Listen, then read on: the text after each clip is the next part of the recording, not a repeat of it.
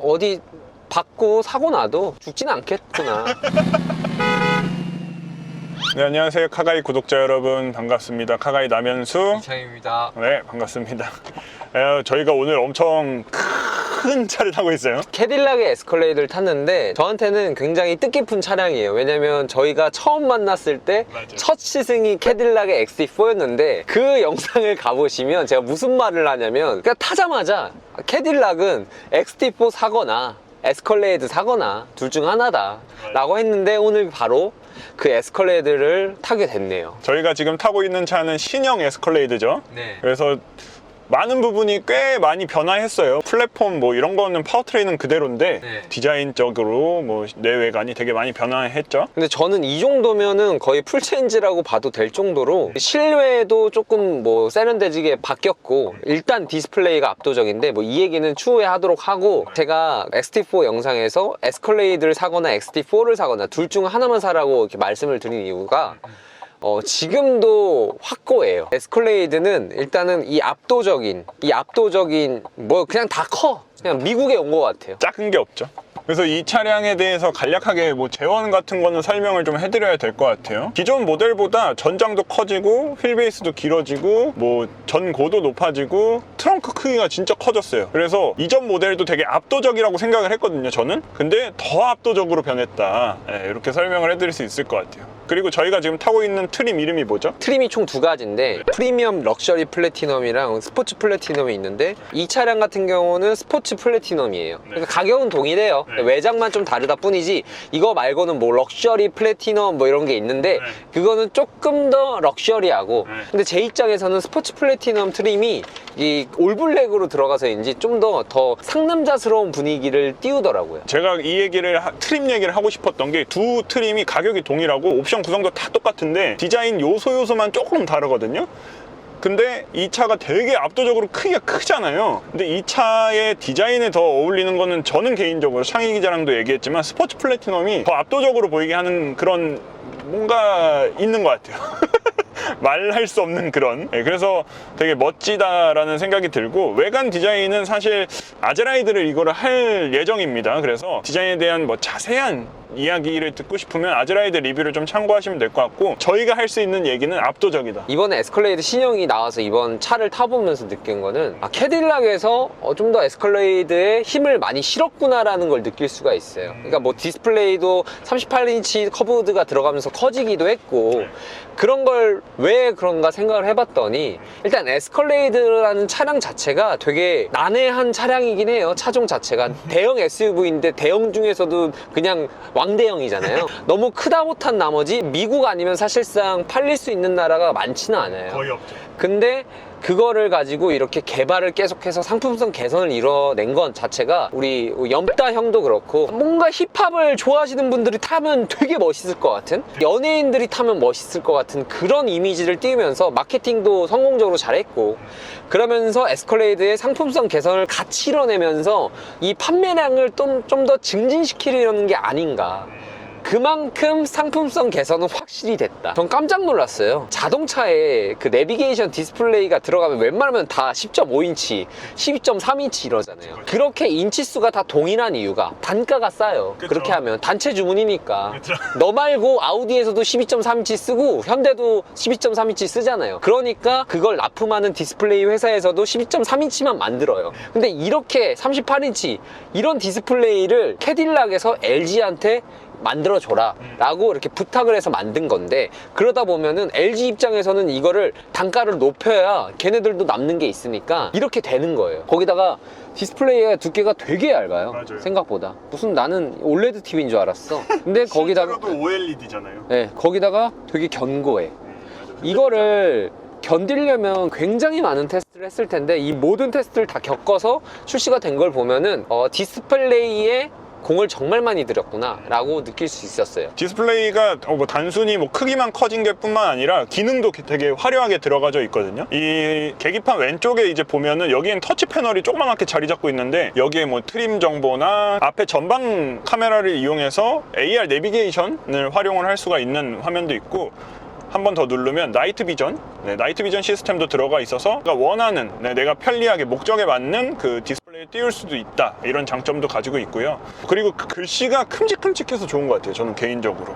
그 한눈에 딱 들어오는 크기. 근데 다만 이제 드라이브 모드마다 이 계기판의 테마가 좀 바뀌었으면 좋겠는데 뭐 그런 기능은 빠져 있습니다. 그래서 이건 조금 아쉬운 부분인데, 전체적으로 이 구성 자체가 그 사용자에게 주는 압도감은 외관에서 느껴졌듯이 이 디스플레이도 상당하다, 이렇게 설명을 해드릴 수 있습니다. 근데 그건 있어요. 제가 XT4 리뷰 영상에서도 말씀을 드렸지만 캐딜락이라는 브랜드, 그러니까 쉐보레라는 브랜드 자체가 그냥 실내를 정말 잘 못 만들어요. 재질은 좋아.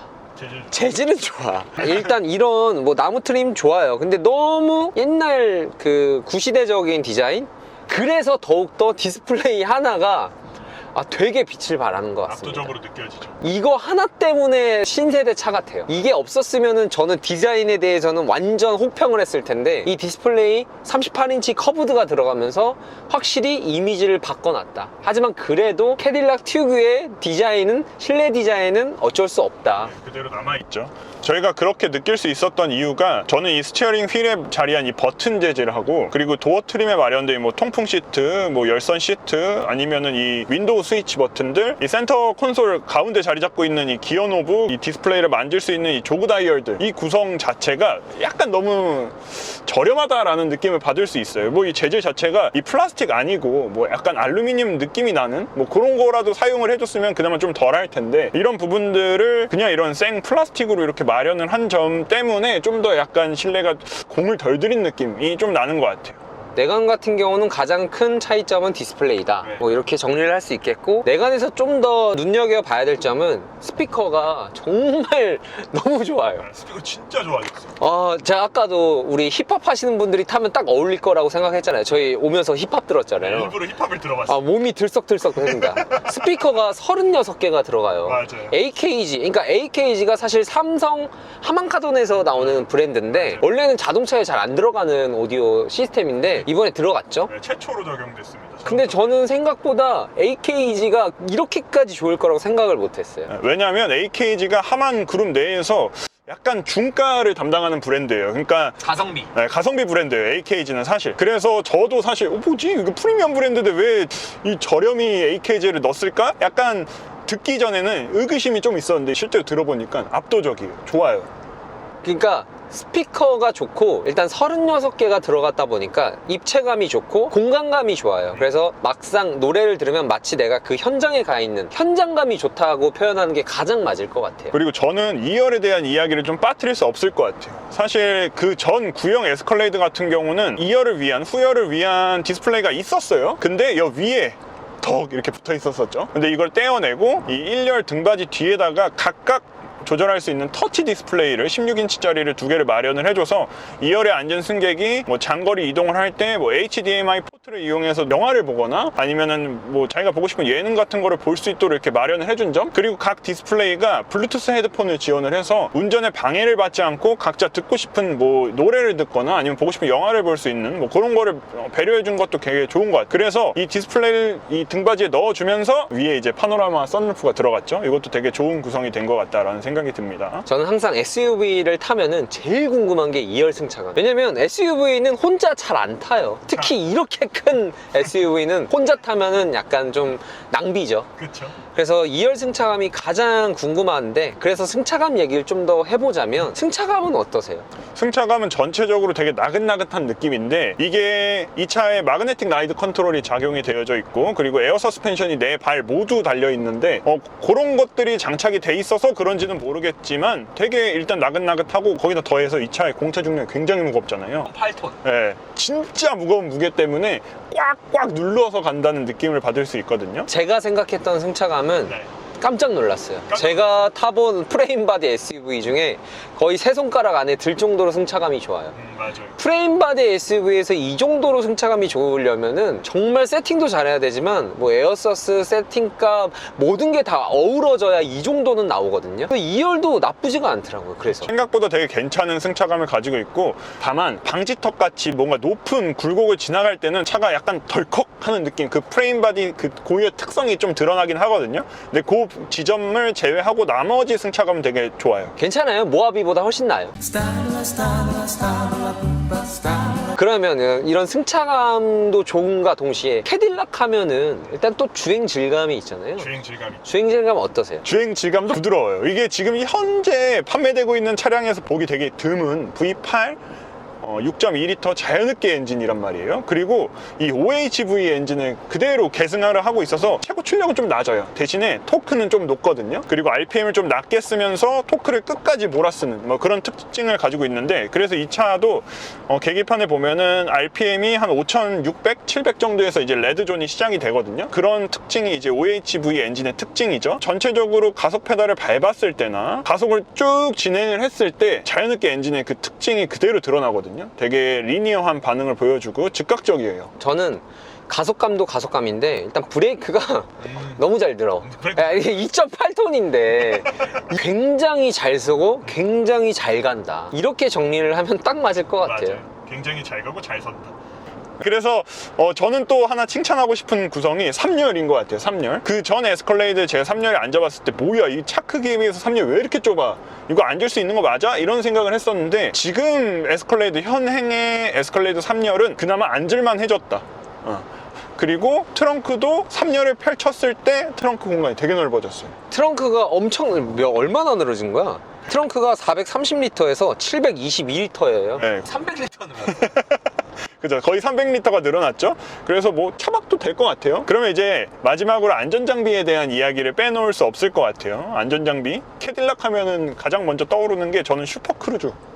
또 빼놓을 수 없는 기능 중에 하나라고 생각을 하거든요. 근데 이 국내 판매하는 이 에스컬레이드에는 슈퍼크루즈 기능이 빠져있다. 진짜 잘 만든 그 운전자 주행 보조 장비 중에 하나인데 국내에는 이 법규 때문에 들어올 수 없다고 해요. 그래서 빠져있는데 대신에 이제 어댑티브 크루즈 컨트롤이나 차선 이탈 방지 같은 기본적인 장비는 들어있어요. 그래서 그 정도까지만 들어있는 건 좀 아쉬운 부분이다. 제가 타보면서 느낀 게 뭐 이걸로 막 어디 받고 사고 나도 죽지는 않겠구나. 사실 자동차라는 거를 탈 때 안전을 그렇게까지 생각은 안 했어요. 근데 저희 어머니가 옛날에 쌍용 자동차를 타다가 진짜 폐차 수준이 될 정도로 사고가 났거든요. 본네트가 아예 그냥 운전 전장 부품까지 다 밀려 들어올 때가 있었어요. 근데 저희 엄마 하나도 안 잤었어요. 아 진짜. 그때 이후로 SUV, 그것도 프레임바디 SUV였거든요. 이래서 프레임바디 SUV를 타는구나. 근데 그때도 액티언 스포츠를 탔을 때도 좀 안정감이 있었는데 얘는 무슨 GTA처럼 그냥 갖다 박아도 전혀 안 다칠 것 같은 거예요. 그런 안정감을 주는 게 저는 이 차체 높이 때문에 더 그런 것 같아요. 이게 본닛에 제가 서보면은 제가 키가 작지도 않은데 저희 어깨선까지 오거든요. 본닛이 진짜 높아요, 차가. 그래서 웬만한 차 그냥 갖다 박아도 차가 다 버텨줄 것 같은 느낌이 들어요. 저 스파크 같은 경차들이 위험한 이유가 트럭이 뒤에서 쳤을 때 트럭이 워낙 높다 보니까 모닝이나 스파크 같은 경우는 아래로 들어가요. 그렇죠. 그래서 더 위험하거든요. 근데 이런 거는 뭐 트럭이랑 박아도 트럭이랑 비슷해요, 높이가. 그쵸. 그래서 트럭도 이길 수 있을 것 같아요. 이길 수 있어? 네. 근데 이 갖다 박을 그런 그 예기치 못한 사고가 발생을 할 수 있잖아요. 그래서 이 차량에는 이제 전방 충돌 방지 기능이 보행자까지 인식하는 기능이 들어있기 때문에 뭐 기본적인 안전 성능에 대해서는 뭐 크게 불만은 없지만 슈퍼크루즈가 들어갔으면 더 좋았겠다. 약간 이런 아쉬움이 있어요. 왜냐면 전폭이 너무 넓으니까 차선 중앙 맞추고 달리기 너무 힘들거든요. 그래서 그 기능이 있으면 좋지 않을까라고 생각을 합니다. 근데 제가 걱정되는 게 6200cc잖아요. 6200cc. 거의 환경 파괴범인데 연비는 어떻게 돼요? 원래 이제 복합 공인 연비가 한 6kg대거든요.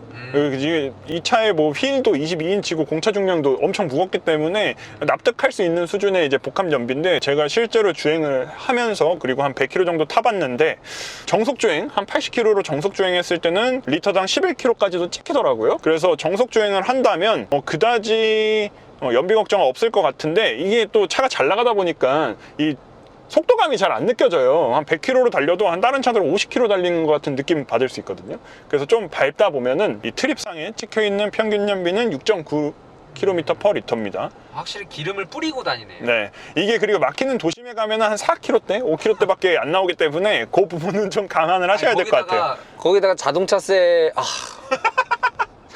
그러면 이렇게 좀 캐딜락 에스컬레이드에 대해서 얘기를 해봤는데 네. 남현수 기자님은 과연 도대체 이 차량은 누가 사면 좀 맞을까? 아, 이 차량 누가 네. 사면 맞을까? 타겟층은 뭐가 될까? 사실 경쟁 모델이 딱히 떠오르진 않아요. 초대형 SUV 그룹 안에 들어있는 애들을 뭐 꼽아보라면은 뭐 꼽을 수는 있겠지만 뭐 내비게이터, 뭐 그런 친구들. 익스페디션, 예.